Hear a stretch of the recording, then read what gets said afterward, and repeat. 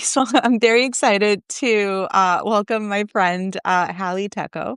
And we're going to chat about all things health tech, investing, your path, your career. And I'm very excited to talk about your upcoming book, of which I am expecting an autographed copy, as you know. Indeed. Yay. Um, about me. So if you are new to the space, I'm Leslie Feinzaig. I am the founder and general partner at Graham and Walker Venture Fund. We are an early stage VC fund investing in what we like to call Silicon Valley's biggest blind spot. So ideas that are overlooked, founders that come from the outside, the markets and spaces that are the actually unsexy ones. I love when they say unsexy and it's like construction. I'm Yeah. like, try childcare. Like, try wiping people's bottoms. That is unsexy. Um, Yeah. and I'm here with Halle. I'm going to read your bio. Sorry, I'm looking down because I want to get this right. Halle Sure. is a distinguished investor and founder who has spent her career at the forefront of health tech and digital innovation. Really, really built a reputation around this stuff and incredible expertise that I know I've picked her brain on. She founded Rock Health, one of the first digital health venture funds, and co-founded two women's health companies. To my knowledge, there may be more. Natalist, which was acquired in 2021, and more recently, Cofertility. Halle, you are a leading voice at the intersection of healthcare technology and equity, and recognized for your efforts to transform women's outcomes, which, as a woman and a mom of girls, I'm very, very grateful to have you out there. So welcome. It's really great to see you. Amazing. Thank you. Good to see you too. Happy summer. And I feel like now would be a good time for you to share the story of what you just went through. Well, I mean, I guess I could start with like, have you found solutions for lice? Yes. In all of your years of investing, do you have better Oh lice outcomes? gosh. It's not a problem I've spent a lot of time on, but But it's sounds all, like we I might mean, need, let me tell you yeah. that like incredibly price insensitive, like very high willingness to pay when Yeah. there's a situation. And so Yeah. for the sake of everybody knowing what's going on here, my kids are they're supposed to be at the bus stop that is going to take them to sleepaway camp in an hour. And just 1 hour ago, I got an email notification from um, last week's camp that they were exposed to lice. And so in the past hour, as I was like preparing to go live with you, I had to like get lice treatment on. I didn't even check them. I just like put lice treatment on both of them, Yeah. and like stuck them both in the shower. I had to go change because I was like soaking wet and ran here and told Hallie the story. So that is the Okay, you life know of what? a At least it wasn't bed bugs. I do feel like okay, but that we would don't be have that on the worse West because Coast. okay, yeah. I don't think. Really? I don't think. I mean, I know that there's like Do you remember when there's been was big it like infestations in New York. yeah, but they're like Ooh, in Cannes last year, I feel like a lot of people got bed bugs. gross. So it's definitely That's international. gross. It's international. The Oh, problem. Yeah, that oh, was like my when I was living in New York City, my biggest fear of like getting it on the bus or at the movie theater. And so I would always like as soon as I got home, like put my clothes in the laundry, change into my like inside clothes. And yeah. oh, I hate this stuff. Okay. You know, one time when Dora was like, just like maybe like a year old or less, I thought that I was like, you know, um, multitasking. I'm like working mom. And so I joined a conference call as I was giving her a bath. That is the one time that she pooped in the bath. Is when I'm like on a conference call. Okay, but we're here to talk Ooh. about healthcare. All right. That All is right. healthcare. Is it not? I mean, it is certainly caretaking. Yeah. It's certainly Yeah. caretaking. So you were talking about your time in New York. Why don't you give us just like I read your incredibly impressive bio. What is the backstory to your career? Like, how did you get here? How did you get into this stuff? Gosh. I don't even know how far back to go. Let's just Oh, go all the back way. to I mean, all the way, my goodness. You were I born on one a of the cloudy Friday morning. first No, I'm I just kidding.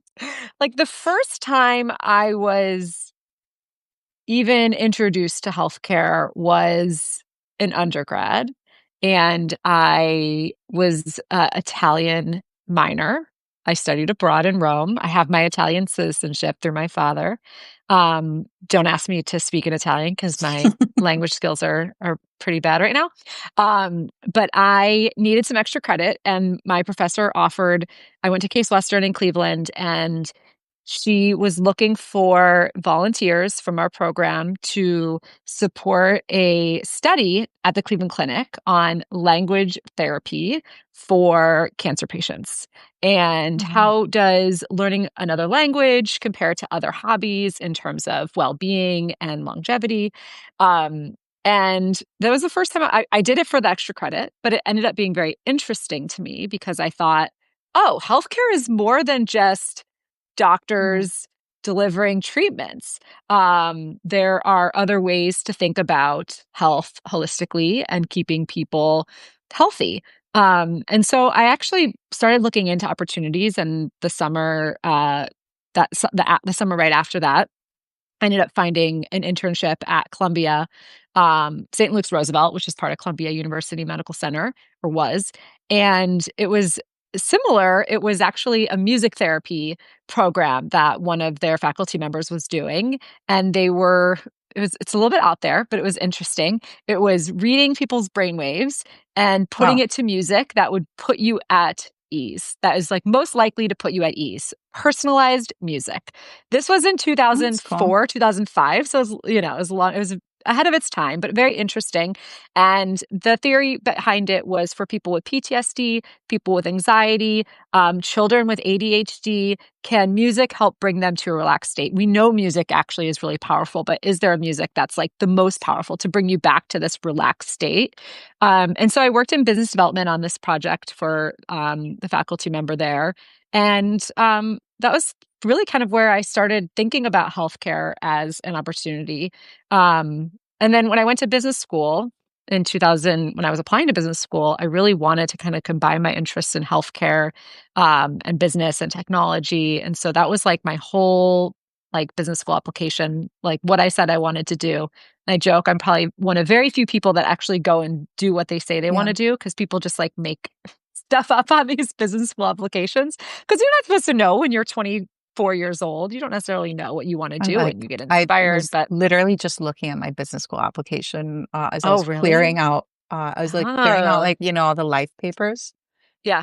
So yeah, I was not. I did not know what Was I wanted it, to do. Like not even. did you cringe? Was it like cringy, a little cringy? Mine is like pretty cringy to read I mean, now. it's totally Um, cringy, but it's cringy on purpose because like when I was applying to business school, like I come from nowhere. I didn't know anybody who'd gone to Harvard. And I was like writing my application. My brother, who had studied in America, I was in Costa Rica at the time. He was the one helping me with my essays, and he read it, and he was like, "Okay, stand up and read this essay to me out loud." And so I read it out loud, and he's like, "You are competing with the smartest, most outstanding people in the world. This essay is not finished until you cringe when you read it out loud." That was oh, the so it's supposed to advice. be cringy. It was supposed to be cringe, which is like so ahead of his time. Like he was basically like telling me to pitch bigger, right? Like in Yeah. like 20 years ago. Yeah. So yeah. Did you thank him for that advice? Did you I go actually back like and, wrote yes, I absolutely. But I oh, try I also told him not to let it get to his head. You and know, where's your brother at brothers. now? He's in Costa Rica. He's a lawyer. Okay. Anybody need help Yeah. buying a house in Costa Rica? He's like helped all my friends Okay, buy houses in Costa actually, Rica. So like right about now seems like the right time. yeah. We just got our this morning. Yay! Just got our 5-year visas for the UK Oh, approved. So I will be congratulations. living officially in London for the next couple of years. We'll still obviously be in the US quite a bit, but excited for an international adventure. So in the in between. I think you co-founded Yeah. Rock Health right out of business school. Am I right? Like, yeah, it was Or actually in? my in business school. I mean, it was like my independent study my second Okay. year that I worked on. So, I did it and wanted to get into VC, wanted to get into healthcare investing. No one would hire me, so it was like my best option Yeah. was to just like make this thing work. I needed to make it work. So I had, business school loans and needed to be able to pay the bills. So I was like very dedicated to making it work. And then from there, you went kind of on the operator side again. So yeah, so I ran Rock Health for many years, co-led it for a lot of those years. And then ultimately my husband was in the startup space too, and we were tired of San Francisco. We Mhm. loved living there. We were there for 9 years, but ultimately just wanted a different pace, different scenery, to have friends outside of tech. And so we moved to New York. And I changed kind of roles within Rock Health, and I started teaching. That's when I started teaching at Columbia Business School, and that was in my first year teaching was 2015. So this is my 10th year teaching there, Oh, which wow. is exciting. And so I kind of shifted my role within the organization and began teaching, and that's really what kind of started my like freelance career. I don't know how to say it. Mm. Like I haven't had a real job since. Your like Um, portfolio career. Yes, multi-hyphenate career, as Yeah. my friend Hitha Palipu always says. Oh, yeah. Um, I know who that. yeah, Yeah. I like how she says that because Yeah. I think a lot more of us kind of have our hands in a lot of Yeah. things these days. Yeah. But I did briefly for 3 years, started a company, kind of went to the operator side, founded Natalist. Great time to start a company. We started in 2018, sold in 2021. Good time to sell a company. So that was a really fun experience and a little detour and giving me that insight onto like the operator business side of things versus just the investor side. Mhm. And I love that. And I'm very passionate about women's health. Within digital health, there's so many opportunities, but women's health feels like particularly behind. So it was really fun to work on that and invested in a bunch of women's health companies and whatnot. And then continued teaching. I helped start Cofertility a few years ago, right after actually exiting Natalist. And but that time did it more as like a knew that running the day-to-day operations is not my thing. So partnered with a really great founder who is an operator, Lauren Mackler, who's the CEO and is an incredible leader that I learned from. And I'm on the board there, also on the board of Collective Health. So yeah, that's kind of like up to today. And so now because I'm in London, well, not right now. Right now I'm in Massachusetts, but um, when I when I go back to London, like the time zones. That's like what's killing me is the time zones because most of my work is in California still. So trying to That's figure really, that really out. hard. Okay, so let Yeah. me rescue your inbox a little bit. I will say, for those of you that have never emailed Hallie, you have one of Oh the yeah. best auto replies um Thank you. Thank ever. you. I get a Uh, lot of compliments on it. yes. Do you also get like FUs? Like, who do you No, think you are? No. Oh, great. Okay. I I haven't. feel like I I should haven't. copy No, it. people yeah, no, people are like, "Oh, this is great." And I feel like is everybody going to email you after I said this? Sorry about that. Well, why they don't you tell probably us like, already are. I are don't know. you are you investing these days? That's a good question because we have like a probably a room that is at least two-thirds founders. My investing days are over, for now at least. I I wrote about this quite a bit Yeah. about why I stopped investing and explained kind of how I'm spending my time. But with, we can go into that. Do you want to go into that? Yeah, I mean, like, does that I do think it's worth talking about because, on the one hand, there's also this like huge opportunity to invest in health. So do you feel like you're sitting it out or do you feel like maybe it's Yeah. like overvalued now? Like what, or is it just a personal decision?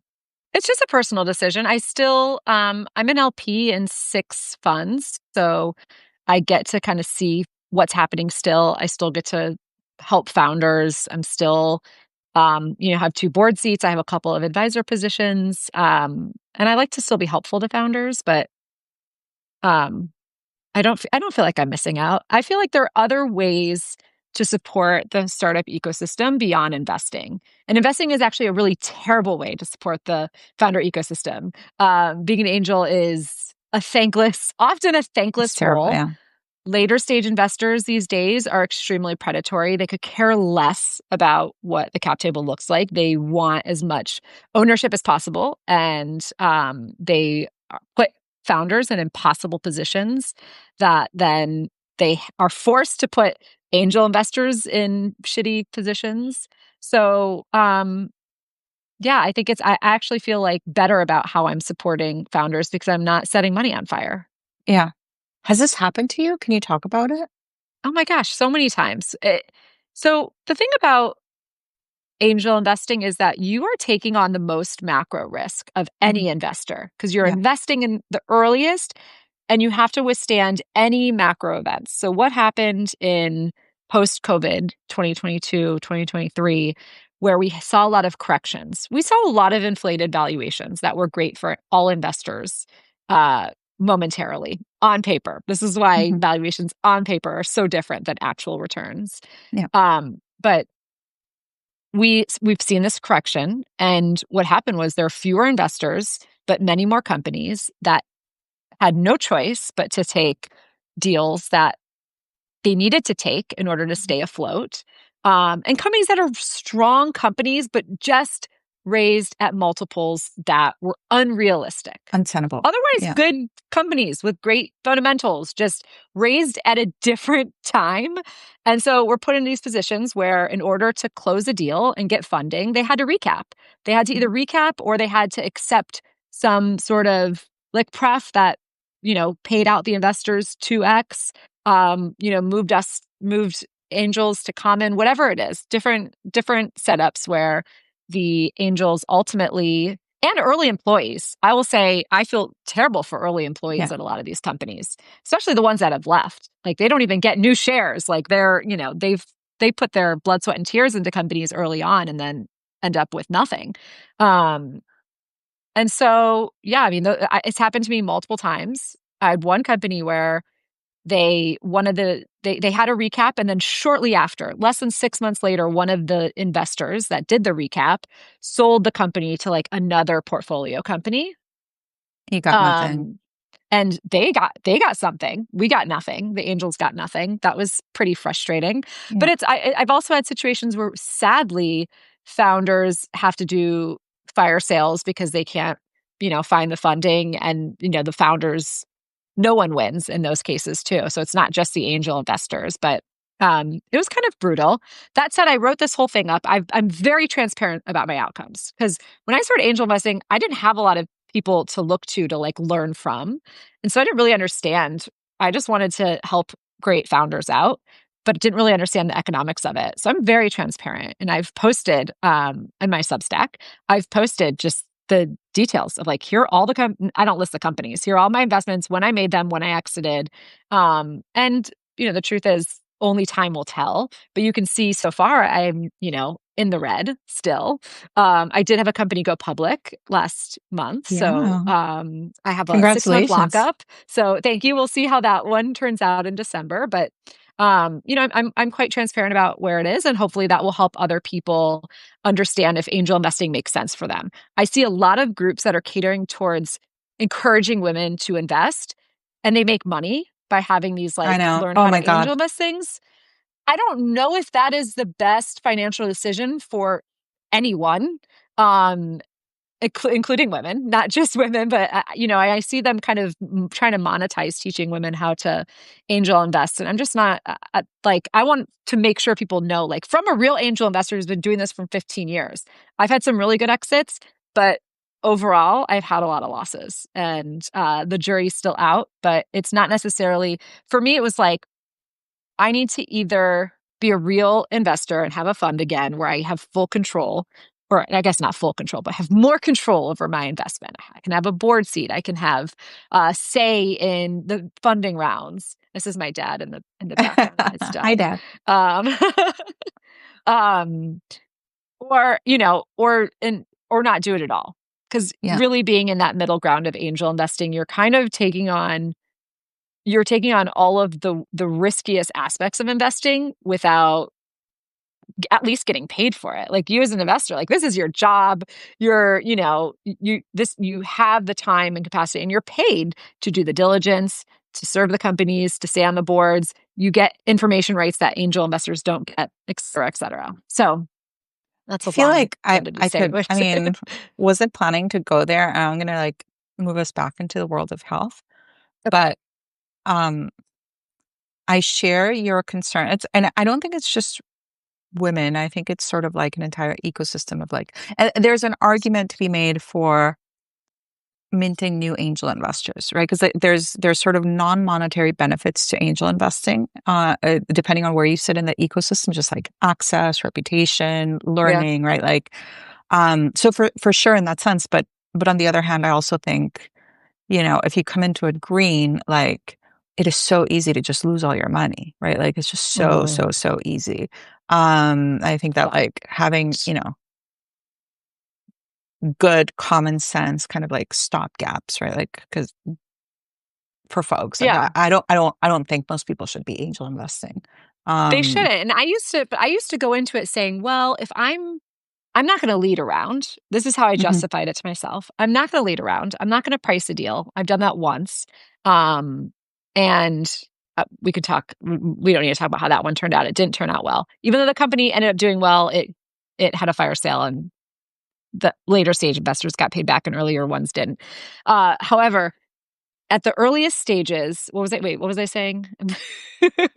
You What was led I? one round. You I said you're started not thinking going about to. that company. Oh, yeah. I used to justify it by saying, I will just co invest with professional investors. Because if Leslie's leading the deal, she's doing the diligence, Yeah, she's writing the term sheet, her lawyers are on it. Like that de risks it for me. And that's kind of how I always invested it instead of that one case, which that's where my mind started going and thinking about it and making me upset.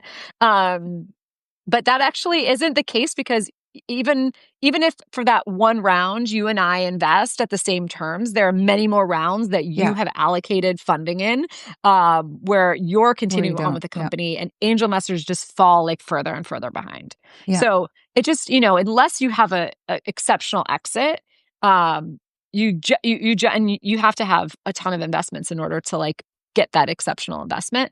Most investments, even if it's like a 5x return for the VC, which wouldn't be a great return for you. Oftentimes, by the time the waterfall hits the angels, it's nothing.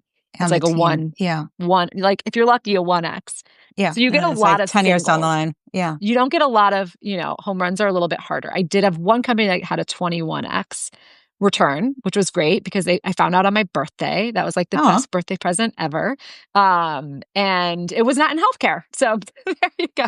oh my God, that's amazing. My husband does a lot of angel investing too, and we look at our portfolio and we're just like, healthcare doesn't have the sort of exits like any of his breakout exits, or I had one really great breakout exit was not healthcare. So Well, yeah, in venture, as with wine, quality reveals itself over time. So, like the big exits are not yeah, meant to be the first one. So I hold hope for your yes, portfolio yet. yeah, I do too. I do too. You cannot do not do my job if you're not an optimist. I guess I would say Yeah. that. This is a terrible job if you Yes. don't have like faith Yes. in the future. Okay. So I'm gonna ask you the big question that I asked you yesterday. Um, so why is healthcare broken in the Why US? is Is healthcare it broken? is it I broken and know. why? Healthcare is absolutely broken. I don't think anyone would argue otherwise. Um, and we can go into the details of why, but I think everyone listening knows and has experienced firsthand the dysfunctional healthcare system. So we don't need to go into the details of examples of why it's broken, but um, I would say the two pieces it comes down to are one, we have allowed these intermediaries to come into our healthcare system and make it so that it is not a transaction between a patient and a provider, which has stripped us from a lot of things, including any control, any transparency around what we're actually buying. So we have health plans that make money by increasing the cost of care. So our health plans are in the US because of the medical loss ratio, they are capped at making 15% profit. So they actually have to spend your premium on healthcare, which is a good thing, right? Like we think this is a good thing.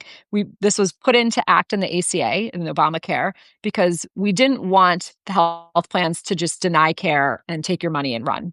And so we have this MLR. So health plans have to spend like 85% of their income, specifically income from your premiums, what you pay every month on your healthcare. But what that means is that they have a cap on their income. So they need the total pie to grow in order for their businesses to grow. So that's one thing that's happened is they're actually better off when they spend more because then they can just continue to increase the premiums and make their 15% is of a bigger pie. So that's been a huge problem in like modern healthcare. And the other problem is they have actually diversified their revenue, these large health plans, in ways to increase their revenue because they are capped on their health plan side. So now we see a lot more verticalized health plans that also own and manage the provider. And actually out near you, there's been major issues. And I know in Oregon, they're passing laws where private equity can't own provider clinics. They can't use these management service operations that have been used for private equity backed hospitals because it's become problematic. But basically, they're becoming fully verticalized. So health plans now own the providers. The doctors are working directly for the health plans. So they're now increasing the cost of care so that they can make higher premiums. They can make their higher 15%. And then they also are making money on the care. So they're basically paying themselves just another line item because it's another organization that they own. And then there's another middleman that they've now kind of acquired, which are pharmacy benefit managers, PBMs. And most people don't really know about these PBMs that are kind of working in the background, but they are the organization that is responsible for negotiating and creating the formularies for the health plans on what medication is covered and how much that medication costs for each person. So a single medication can have varying prices, 11x difference depending on which health plan you're on or if you're paying out of pocket. I mean, pharma pricing is just absurd. Super. Yeah. But Okay. they make more money the more you pay for your medication. So we have all these intermediaries, including the PBMs and the health plans that are incented to increase the cost of care. And what have we seen? We've seen the increase in care. The providers aren't innocent either, though, right? Like we are predominantly in a fee-for-service model where clinicians, providers make more money the more services that they offer. And so they are inherently incentivized to perform more procedures, to run more tests. And so with that, we're seeing in the fee-for-service model, higher utilization than we probably need. And there's actually a lot of wasted care. And so we kind of can bucket it into three types of care. There's the overuse, underuse, and misuse. And the thing that people don't realize is that we actually have a problem with all three in healthcare. We have a lot of overuse because providers make more when people are using more healthcare. We have a lot of underuse because people who are not engaged with the healthcare system don't get the preventive care they need until it's too late and a problem has spiraled out of control. And then they go to the emergency room and it's very expensive at that point. And then we have a lot of misuse in care, which is the wrong treatment, the wrong person, not medication misadherence, et cetera. So we have a lot of issues, and I could go on and on. We also obviously have a major issue with chronic disease in this country. We have an aging population. We also have set up, recently I've been thinking a lot about how we've set up our healthcare system as a economic engine. So a lot of towns, a lot of cities, including my hometown of Cleveland, Nashville, Pittsburgh, have leaned on healthcare as an industry that can really fuel economic development because healthcare workers, 1 in 11 people are healthcare workers in the United States. It is the largest single employer if you look at by industry. And this means that these towns are getting tax dollars from this industry. And so there's various regulations that want to keep that up and keep this economic engine going. But the reality is healthcare is expensive because of the people. People are, with any business, healthcare is people, wages are the highest cost, and the second highest cost is healthcare. So it is, it's an expense that we need to figure out how to cut out in a lot of ways. So I could go on and on. There are a lot of reasons. I mean, I feel like but hopefully that was a good kind of overview. That was outstanding, and I have 100 questions. I'm going to listen. I never do this, but I'm going to listen to my own recording back afterwards. Well, I'm going to give you a copy of my book because this is all I go into all autographed. of my book. Yes, autographed. To my favorite student. No, just kidding. Oh, my So arm's getting tired holding this phone. I do you want to like switch hands? Yeah, I'm gonna Poor switch thing. hands. I'll just sit this When's way. your birthday? I'm gonna send you like a little like stamp. It's Prime November, Day. a ways away. And then you see um, my hair. I told you my hair was gonna get poofy from being yeah, outside. yeah. Oh, you look great. Don't worry about it. Um, I just wanted to be comfortable in our chat. so I guess I have two questions just to like wrap your very, very succinct explanation. Um, is there a legal incentive or like, is there a true incentive to improve outcomes for all of these players? Because you hear it a lot, right? Like I am a Oh health tech my investor, gosh. like Yes. they want to improve outcomes and like drive down costs. Like is that lip Yeah. service or is there a mechanism by which there's a check and balance here? So one huge problem that we didn't even get to in my my diatribe was that uh, we have what we call the time horizon problem. And because health insurance is for most Americans based on employment, and we can go into the history of Yeah. that because that's actually an interesting quirk of history. But um, because it is tied to health plans, when my father was starting his career, people would stay at companies for 10, 15, 20 years, their whole career. My father's one job his whole career. And that was pretty common. Now the average tenure is 2 to 4 years. And so we have this, what we call the time horizon problem, which is you're paying in every year, but the health plan only wants to make investments that they will recoup the ROI within that time period. Because if they help you stay healthy and prevent a heart attack 10 years down the road, that doesn't benefit them. And so we see this kind of all over healthcare in that we have annual enrollment. People enroll in healthcare once a year. But living a healthy life is making investments that accrue over years, decades. And so we don't have a mechanism quite yet for that. And that is something that people are starting to get really creative with, especially as more high deductible plans, Coursera, ICRA, these, small startups that have these kind of alternative health plans that they're setting up are trying to address this a little bit more by putting more control into the consumer's hands. And we'll see how that kind of plays out. But really, the outcomes have to be in a short period of time in order for a health plan to justify making them. I mean, here we are, two investors, right? Like, but Former recovering like that, investor over here. you still have live investments out there. I'm gonna say you are That's still true. you have money out in the That's true. you have money on the table. Um,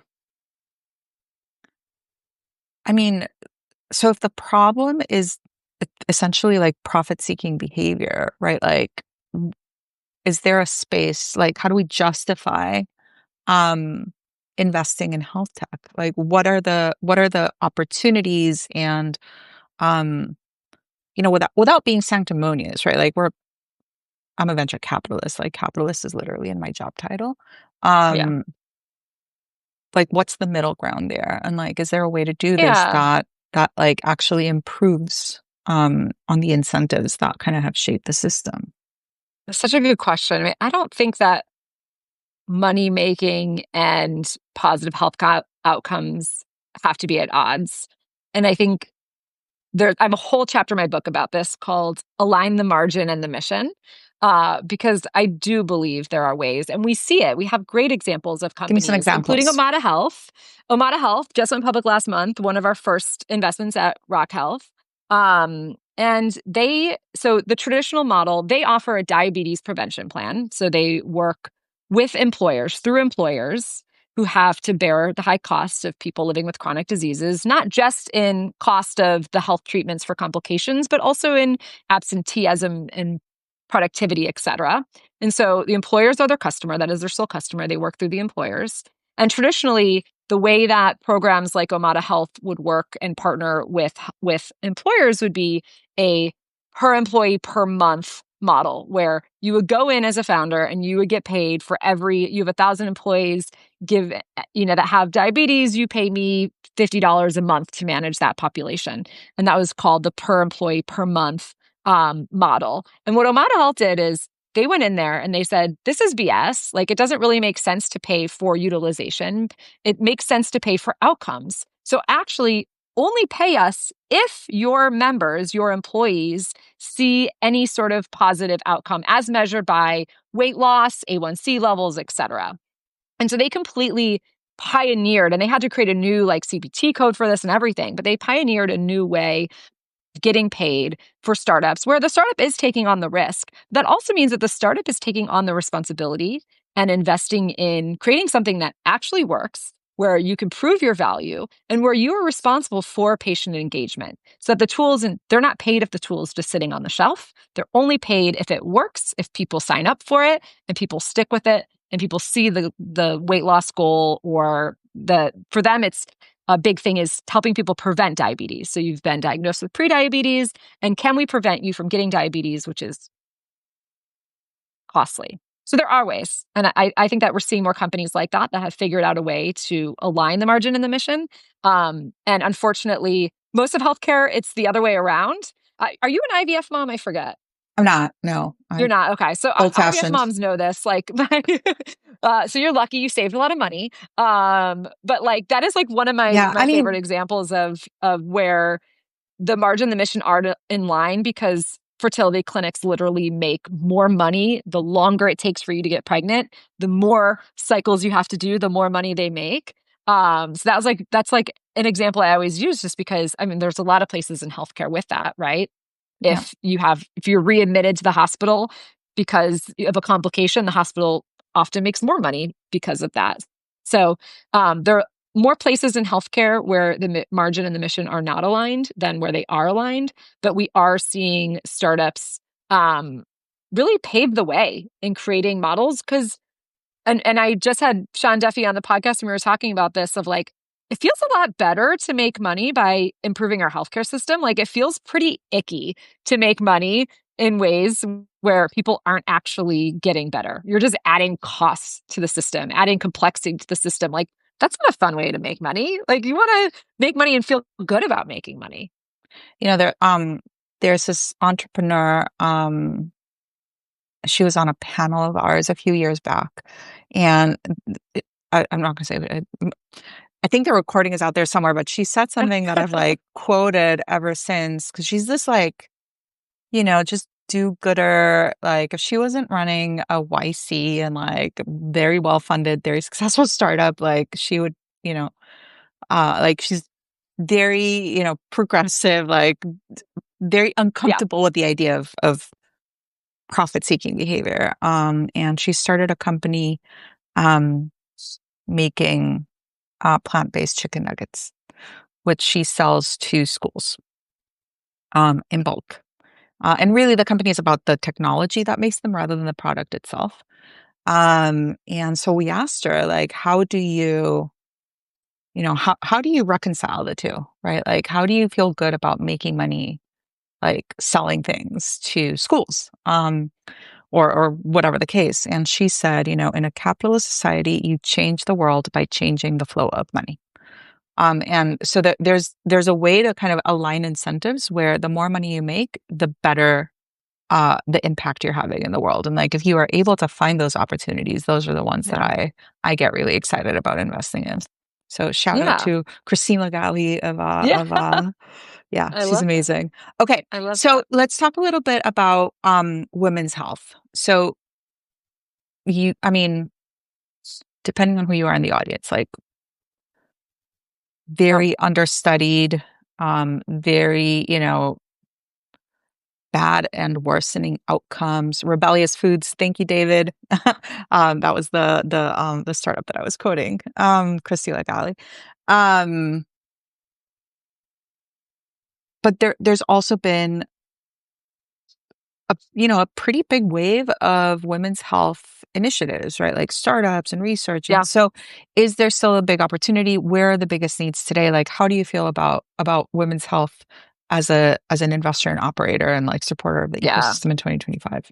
Yeah. It has been awesome to see how many women's health companies have broken through the funding drought that Yeah. we've had for 15 years. And we have MIDI Health, and we have um, Maven Clinic, and Tia, and Kindbody. And so seeing the number of companies that have, despite all odds, proven that there's an opportunity in women's health is really exciting. So I still feel really good about it. And I think that the opportunity is endless. And as Carolyn Whitty from TIA always says, is like, actually, our goal shouldn't be more women's health companies. It's to make more companies care about women's health. Yeah. And so we're even seeing companies like Aura. I'm a big Aura user. They have a women's health team, right? They have people embedded in the company that are really thinking about, okay, how are women using this differently than men? And what do we need to do to really serve that population that has traditionally been underserved? I don't know if you remember when HealthKit originally came out, when Apple launched HealthKit in I was gonna 2014. quote that, the like blood Oh my alcohol. God. Yeah. They literally had Yeah. biometrics for asthma inhaler usage, for steps, for like alcohol intake, and they missed the one biometric that half of all humans have been tracking for millennia. I mean, that was just like, they changed it a year later. They like added, period tracking. So bravo. And Yeah, but like, obviously I'm a big fan of Apple, but I mean, it illustrates geez. how, I know. It illustrates how women's health is, the default has always been men in these Yeah. products, in digital health, in healthcare overall has been men. And so I think moving our efforts from we need more women's health companies to we just need more companies to recognize that females experience healthcare differently, have unique needs. And some companies, are doing great at that, like Aura. And other companies have a long ways to go, but I do feel like we're making progress. So I'm very happy about it. So let's talk about your book so that we don't Yeah. forget to talk about it. Was like, what is it Okay. about? Yeah. Tell us everything. Yeah. And then it looks like we have a lot of comments, so we feel like we should go through and look at some of We do. these. Um, We do, but I don't know how to do it without like like not being able to see you. So I'll like look really awkward if I oh, do. I So can see them because tell us I'm just like can you? sitting here with my phone in front of my Okay. face. Um, I need to like write up like A blurb. just a post on like how like what because a lot of people want to write books. And again, like I don't feel like people talk about how these things work, but the book was a real up and down. Right now I'm in an up. I've got some cover ideas and it's coming along and the book will be out this winter. But the goal is that like this is my life's work. This is everything that I've learned to date about building in healthcare. The first part of the book is really understanding the US healthcare system. It's called like Make It US Healthcare, Make It Make Sense, which truly I cannot do because it does not make sense. But I try my very best to explain how healthcare works, understand the key stakeholders and their modus operandi and why they're the way they are and how things have kind of come together over time, a brief history, et cetera. I think it's really interesting. But I do think it's a good base for starting in healthcare. And then I share kind of 4 rules for making healthcare massively better. And these range from aligning the margin and the mission, which is one of my favorite, to work from the inside out, not the outside in, which is really all around how do you embed yourself in the system and become a healthcare person as someone without a healthcare background.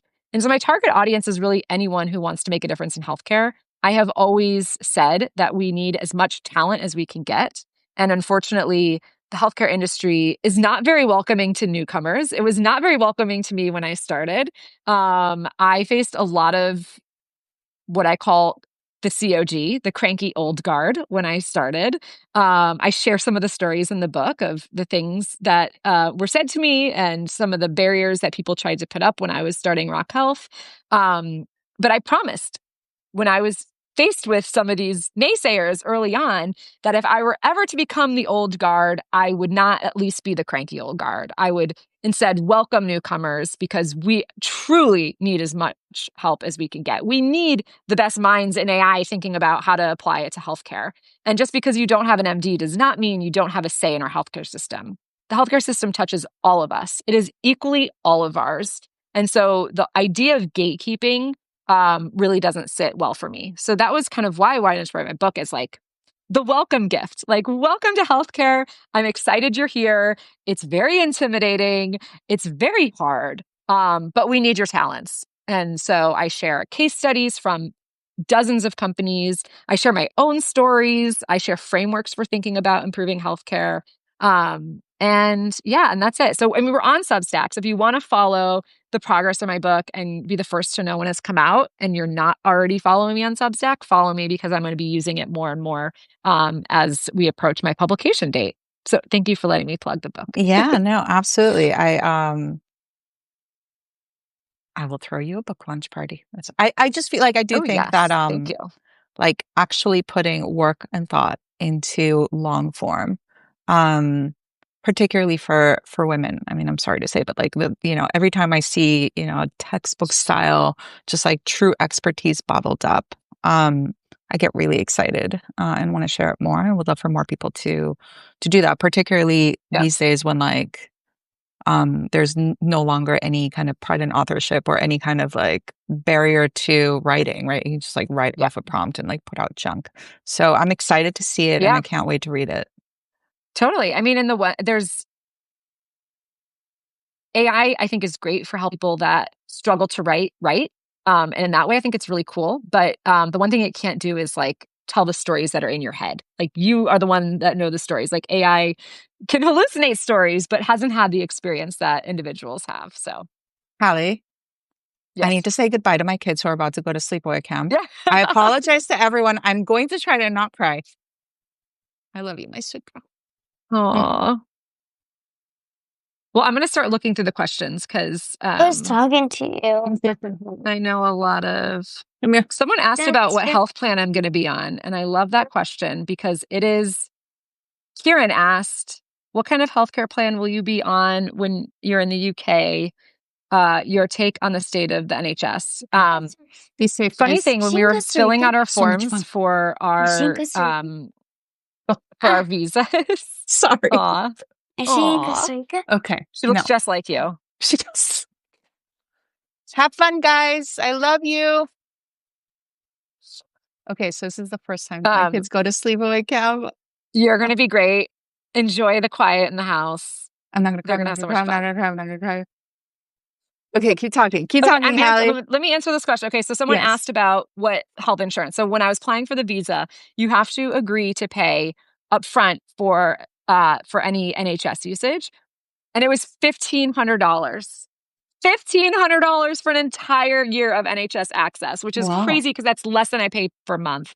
So we are on right now like a Cobra plan for the next, I think another like 6 or 9 months. So I'm going to keep that plan just in case anything happens. And then I actually don't know what I'm going to do.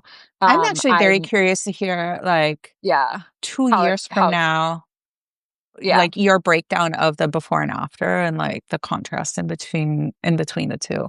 Like actually living it yourself. yeah, So where I'm from in Costa Rica, we have socialized healthcare. yeah, But it also has a ton of problems, like just a ton of problems, right? So yeah.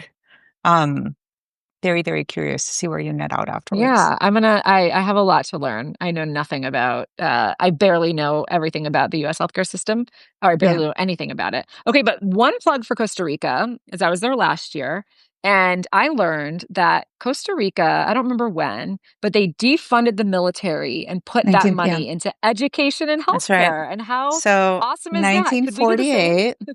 I mean, it's hard. There was a civil war in 1948. And the winner of that, but like the leader of the militia that won that civil war, and had a democratic election, was elected president, and he led a rewriting of the Constitution.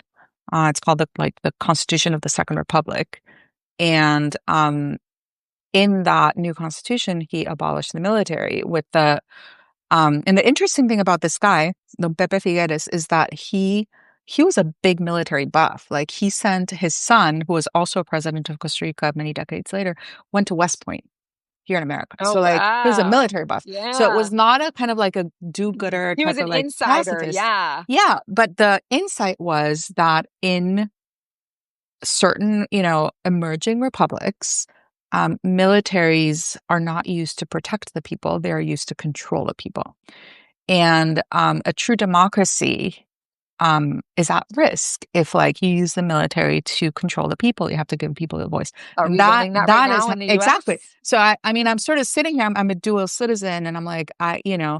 one of my first internships out of college was for the son, for like the second president. And that's how I kind of learned that whole story. And so yeah, anyways, by constitutional decree, the money that other nations spend on military, Costa Rica spends on a free and obligatory education up until ninth Yeah. grade. So we have the highest literacy in all of Latin America. Amazing. I Mhm. love learning that. And I love my Costa little Rica is corner of incredible. paradise. Oh my gosh. Yeah. It was great. I will say though, for like a Central American country, the food was rather bland. Yeah, we don't like spice. I was surprised. It Don't go was for the not food. like Go for the nation. Go for the yeah. nature. Yes, the monkeys and the sloths are pretty epic. That's right. It's a special place. But okay, do we have any other questions that we need to answer before we drop off? GCNE. You go for it. If not, I still have some over here. Well, under the 5-year UK visa. Oh, I love that. Thanks for answering this. Oh, no problem. Female founders in the where'd it go? Uh-oh. It See changes that like it's okay. The when I scroll, it Substack changes. UI is like not the friendliest for these live conversations. No, I'm That is sorry. my I'm one pet sorry. peeve. I know it like disappears when new It people disappears. say something. Okay, do we find the single payer system in the US, VA for eligible vets, demonstrably better than the general market-based healthcare that most Americans depend on? Absolutely. I'm all for Medicare for all. Most importantly, though, I'm fine with a private competitive market. And in the UK, they have that. In a lot of places, they have that, right? And I truly believe in a competitive provider market. I think we see that when there are more providers, they compete on quality, outcomes, and cost. So I'm all for that. But what we don't see is that when there are more payers, they're not competing. And that's because you don't have choice in your payer in the US. And so I think I would love to just have choice where my employer is either going to put me on a plan they have, or I can take that money and go on my own plan. And I'd love for there right now are nonprofit options. We have some Blue Shield plans that are nonprofit. We have mostly for-profit options, but then only certain people are eligible for any government-run programs. And so I would love for them to have a government-run program because Medicare is actually really, really well run, has lower administrative costs. And so I don't know. I feel like more choice would be better.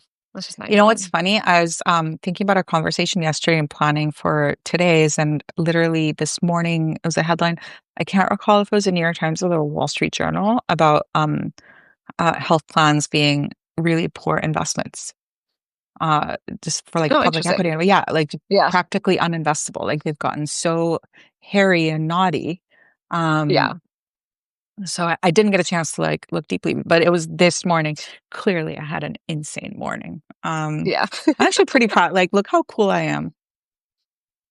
I'm You're okay. very cool. You're trying not to Yeah, think about it. I told my husband that he had to take the girls to camp because if I go, I'll be the parent that makes the big like scene, like the big dramatic Yeah. scene. So, anyways, okay. So, I want to know before we go, like, what are 2 or 3 pockets of health where you're excited? Mm. I mean, I hate to be cheesy and do the Please. GPT and GLP because they're so hyped, but I do think that we're just kind of at the tip of the iceberg for both of those things. So AI obviously is seeing better adoption than we've seen with any other tool in healthcare. I mean, adoption is generally extremely slow for any tool in healthcare, but we're seeing 10x adoption of AI tools because they're actually making a really big difference as co-pilot tools. So helping existing healthcare workers do more. I don't think we're ready yet to completely replace healthcare workers, but I think there are a lot of places where we need healthcare providers to do more because we have a shortage and because we have a lot of issues with quality and scale. And so I think we're just at the cusp of what's possible with AI in healthcare. And so continue to be bullish there. And on my podcast, The Heart of Healthcare, we talk a lot about it. We have a lot of people on in this space selfishly because I want to pick their brains and understand a little bit more about what's what they're actually working on. And then I think with weight loss, GLP-1s are hailed as probably the most exciting therapeutic advancement since penicillin. I mean, it's such a incredible has such incredible data for outcomes and is quite low risk and low side effects given how impactful it is. My father, who walked by before, he's lost, I think, 25 pounds now. I have several family members who've successfully been on GLP-1s, and it's incredible, absolutely life changing in more ways than just weight loss. For living with chronic disease, for dementia prevention now, heart Oh, health, wow. I did not etc. know about that. Oh, there's so many. I mean, every week there's a study on another way that GLP-1s are benefiting health. And I think that we're continuing to learn about their benefits. And we still don't have enough solutions that are holistic, that are thinking about the entire experience of weight loss.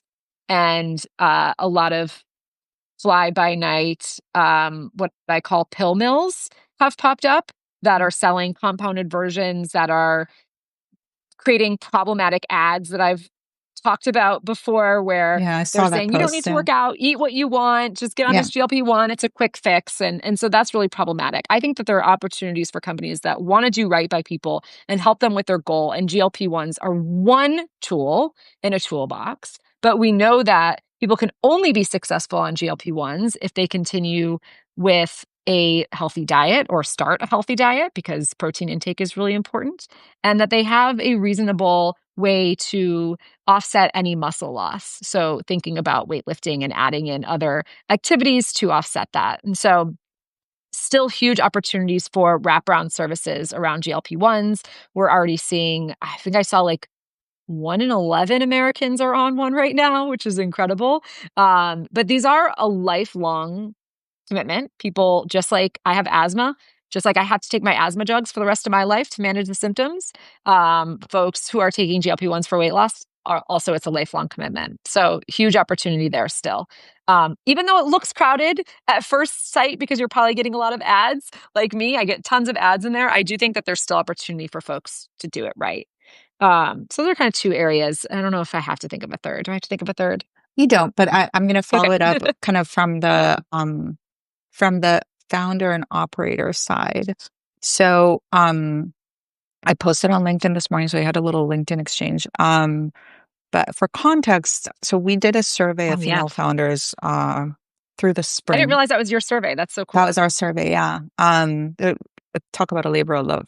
We can talk about it another time. But one of the findings from that survey, I mean, unsurprisingly, um, a large majority of founders um, found fundraising to be harder than expected or much harder than expected. And this is kind of across all sectors. And that's unsurprising because there's been a funding drought for basically anyone that is not like the top kind of 10, 20 AI companies. But even within that sample, consumer tech B2C companies, in particular, and a lot of health tech, like femtech, digital health, were among the kind of largest proportions of difficulty, as self-reported by founders. Um, so what are you telling your founders today? Yeah. Um, don't start to fundraise too soon. Get as far as you can. I was just having a call with one of my former students who has a great startup idea, but is working on the MVP, and asked, when should I start fundraising? And I said, when you have as many contracts as possible, when you have as much revenue as possible, Mhm. not just because it's going to be easier to fundraise when you've de-risked the revenue piece of it, but also because you'll have to give up less of your company. And I don't think that founders always think through that piece in the earliest stages, but how much you give up on day one is the least you'll give up ever. Just continue giving up more and more equity as companies grow. And so starting from a place where you have as much leverage as possible so that VCs are competing for being part of your company so that you can pick the best VC that's a fit for you and you're not giving up too much of the company. it's hard though, right? It's a chicken and egg problem. Like, how can you get momentum without funding, but how can you get funding without momentum? And I don't necessarily have the right answer for that other than be super resourceful and creative and get that flywheel going as quickly as possible. Because it is, I mean, you'll waste a lot of time. If you go out too soon, you'll waste a lot of time. And it's hard. I mean, it's hard once you've pitched a VC and they've said no to go back to them. It's tough. So you kind of get, generally you get one shot. And so making sure that timing is aligned with where you have the best chances of getting a yes is really important.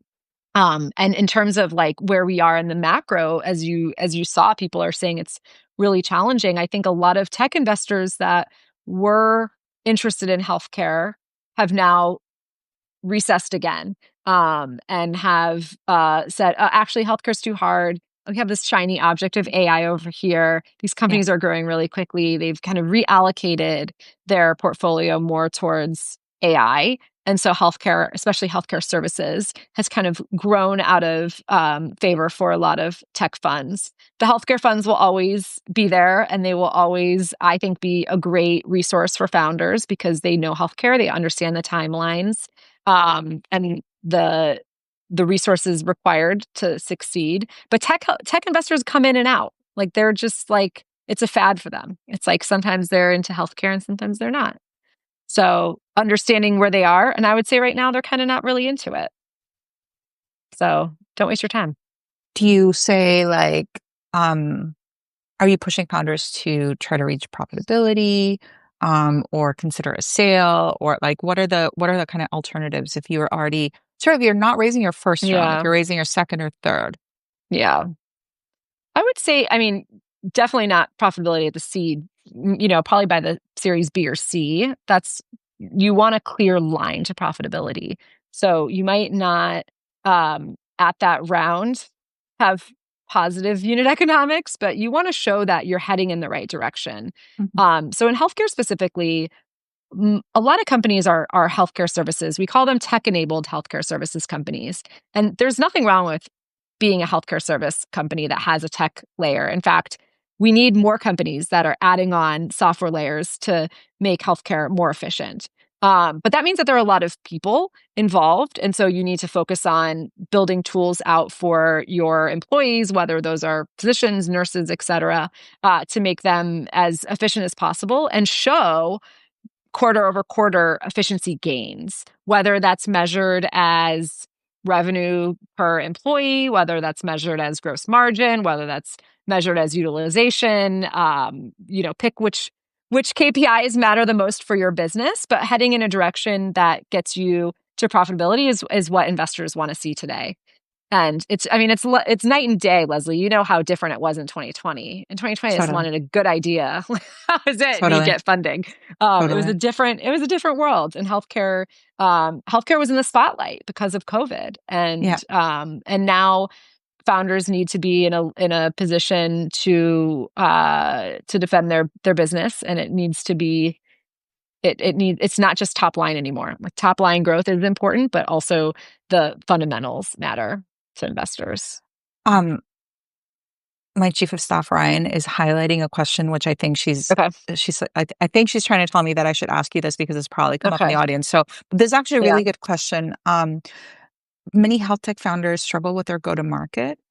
And so just like making decisions around, do they go direct to consumer? Do they go to provider partnerships? Do they go like to employers? Like what do you advise? What do you advise? Good question. And sorry, my camera skills are terrible right now. My phone's getting tired.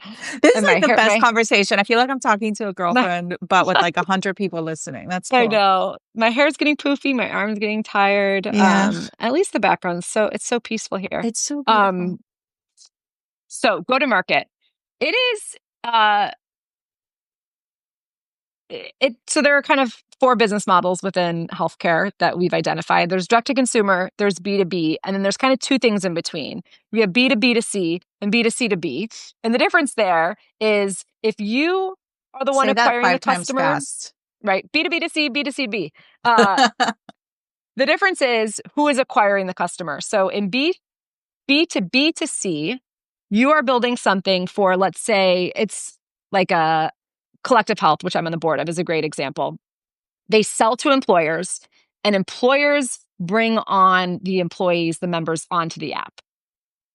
That is different because the employers are paying. But there's also cases where a health plan pays, but it is the startup's responsibility to acquire the customer. And an example of that would be like MIDI Health.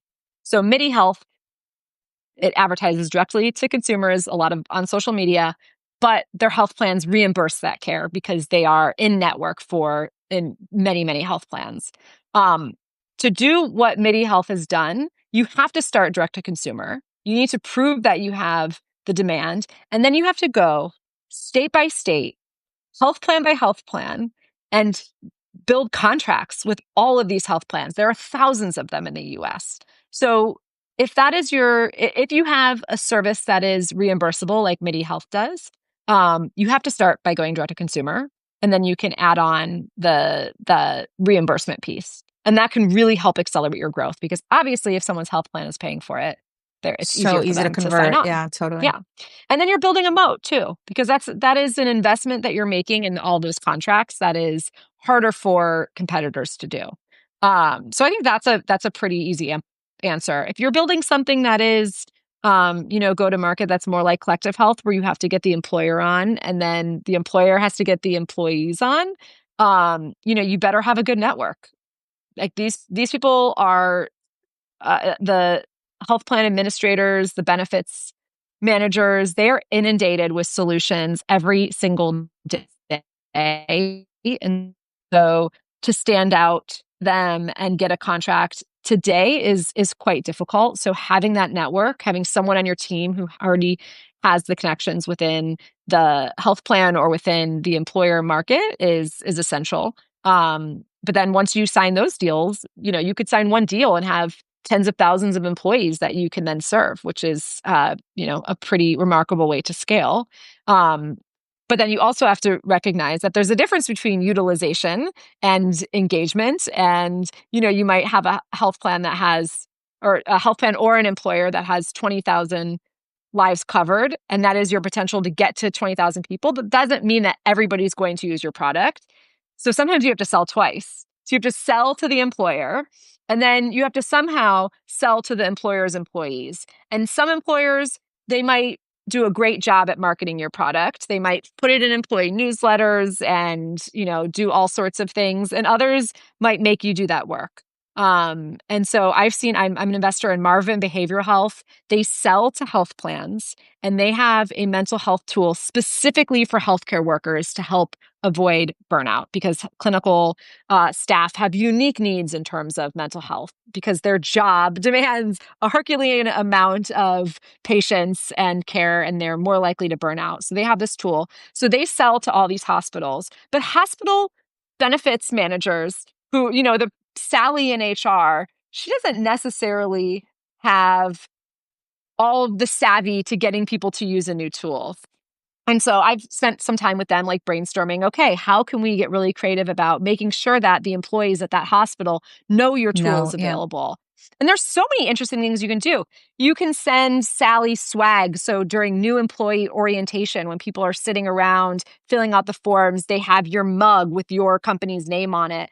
Most of these employers will give you email lists, so you can email them directly. You can target certain companies on LinkedIn. Like, you can get creative. But I think just recognizing that if you're going to be selling in the B2B2C model, you're going to have to sell twice. That's how you're going to do it. No shortage of challenges. Nope. But they turn out to be really sticky in the end, right? Like if you're creating the outcomes, then that employer is very incentivized to keep that contract, and is never going to swap it out. Yes. So if you can crack it, it's super sticky business. Totally. I don't have the data on the top of my head, but Bessemer had a really great report last year on healthcare contracts taking, I think it was like twice as long to close than any other industry, but actually their LTV is like 3 times as high. Yeah. So yeah, I mean, I always say make hard your moat. Healthcare is hard. We're not going to change that overnight. So you need to figure out a way to make hard your moat. Make it your competitive I am advantage. quoting you on that from here until the end of time. That is so good. Make hard your moat. It's a chapter in my book. Is it? It is. It is. There's All so right. Well, many this, you awesome know what? Like, strategies for making hard it your sounds moat. like such a great book. I'm very excited to read it. I'm so excited that you wrote it. Thank And you. I'm very excited to read it. Thank you. I'm excited to get it out in the world whenever Yes, that will I bet it happen. feels like giving birth a little bit, huh? It is. I mean, it's like a 2-year project. It is Yeah. insane how long. Like next time, I'm just going to self-publish. Like this book would have been Oh, out. really? It would have been out a year ago if I just Yeah. self-published. I mean, I Interesting. I wanted to have do it read my that first before. book, my first and probably last book. So I wanted to do it right. But I think the con of doing it right is that publishing is just, and I have an academic publisher, so everything is just very slow, Academic schedule. methodical, Yeah. and yes. So Not quite a I don't know startup. how. Not quite Yeah, startup speed. no, it's not. Halle, how can everybody connect with you? What, like, do you have any asks? Can Yeah. people in the audience help you in any way? Oh, yes. Well, Buy the follow me on book. Substack, subscribe on Substack, and listen to my podcast, The Heart of Healthcare. We have on incredible guests from across digital health, and we'd love to share those stories with you. Sounds Leslie, thank you for amazing. having me. This was fun. Thank you so much for being there. Thank you for the patience with me. I feel like, not my finest You've hour, had but a a very, day. very real one. You've Jesus, had a day. You need a for glass of sure. wine. What time is it? It's noon over Um, there. You need like a lunch. it is noon, and I don't have to take care of children for a whole week. I told my husband that You I need to am go not celebrate. making dinner for anyone. Like, I'm not planning any meals I was like, you are on your Uber own. Eats. Uber Eats. So I'm like, All week. I love it. if you want to eat I some love like it. raw broccoli, like that's what you're Yeah. getting. It is not going to be cooked by me. I love it. Okay, All everybody, I right. have a few Thank reminders. you. And We also have a couple of Substacks on our end. The Graham and Walker Headlines newsletter, where we send once a month resources and just kind of shining a spotlight into different parts of the ecosystem for founders and anybody that wants to be kind of a part of the startup ecosystem. My own Substack, Blind Spots, it is a labor of love. I dig into a bunch of different spaces and generally talk about the things that are hard and overlooked. If you are in Seattle, we have our Seattle Tech Week event on Tuesday, July 29th for women founders and funders. We have events coming up in New York and San Francisco through our newsletter. We will, sorry, not New York, San Francisco and LA. We just did New York last month. In the fall. And if you go into our website, we just published the first chapter of our Startup 0 to 1 guide entitled Should You Raise Venture Capital? I am hosting office hours to ask that first fundamental question. I feel just like too many founders go straight into pitching and fundraising without really understanding what it means and like if it's right for their company, but also for themselves. So no bad questions, no kind of ugly truths, just, some very, very real, honest feedback and advice. So go on over to our website or a Substack and subscribe there. Halle, thank you so much for spending this time with me. thank you, Leslie. It was lovely to experience this like funky moment of I'm never going to forget this like one particular Crazy day. fireside chat that I just had. So thank you for being there with Amazing. me. All Thank right. you. So good to see you. All right, everybody. Thank you All so right. much. Bye. Bye. How do we end this thing? Okay, here we go.